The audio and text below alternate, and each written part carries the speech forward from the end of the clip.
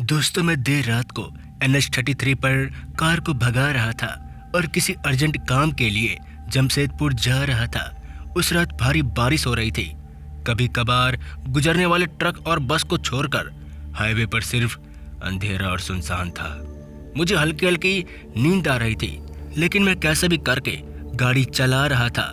तभी मेरी नज़र सामने सफ़ेद कपड़े पहने एक महिला पर गई, जो हाथ हिला रही थी, मानो लिफ्ट मांग रही हो।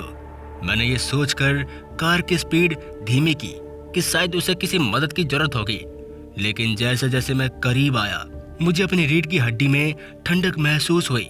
उसका चेहरा बहुत ही भयानक लग रहा था और उसकी आंखें लाल चमक रही थी। उसके मुंह से खून टपक रहा था।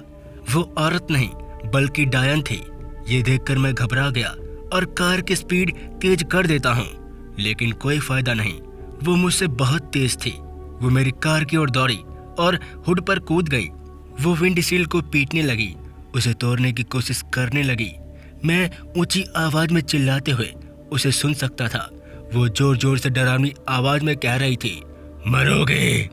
ये सुनकर मैं डर गया और मैंने उसे हिला देने की उम्मीद में कार घुमा दी, लेकिन उसने कसकर कार का ऊपर का भाग पकड़ रखा था।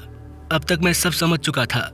मुझे डायन की कहानी याद आ गई, जो इस सड़क पर घूमती थी और दुर्घटनाओं का कारण बनती थी। मैंने हनुमान जी से प्रार्थना की कि वो मुझे इस मुसीबत से बचाए।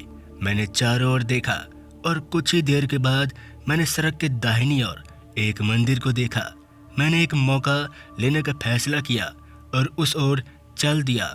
जैसे ही कार मंदिर के पास पहुंची, मैंने देखा कि एक पुजारी बाहर मसाल लिए खड़ा था। उसने मुझे और मेरी परेशानी को देखा और मुझे रुकने के लिए इशारा किया।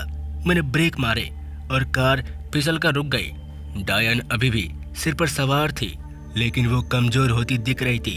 उसने पुजारी की ओर देखा और दर्द से करा उठी। वो कार से गिर गई और अंधेरे में गायब हो गई। पुजारी मेरे पास आए और मुझसे पूछा कि क्या मैं ठीक हूँ। मैंने सर हिलाया। उन्होंने कहा कि वो बेचैन और गुस्से में थी और वहाँ से गुजरने वाले ड्राइवरों को अपना शिकार बनाती थी। उन्होंने कहा कि उन्हें खुश करने का एकमात्र तरीका सड़क के दोनों ओर के मंदिरों में प्रार्थना और प्रसाद चढ़ाना था। पंडित जी ने मुझे मंदिर में शामिल होने का आमंत्रण किया और मैं सहमत हो गया। मैंने अपनी जान बचाने के लिए उन्हें धन्यवाद दिया और उनके पीछे पीछे मंदिर के अंदर चला गया। दोस्तों, मैं उस रात तो बच गया, लेकिन जो भयावह घटना मुझे मेरे साथ हुआ वो मैं कभी नहीं भूलूंगा। मैंने फिर कभी रात को कहीं भी निकलना ठीक नहीं समझा। तो दोस्तों, मिलते हैं ऐसे ही भूतिया कहानी के साथ। तब तक के लिए जय हिंद, जय भारत, जय श्री राम।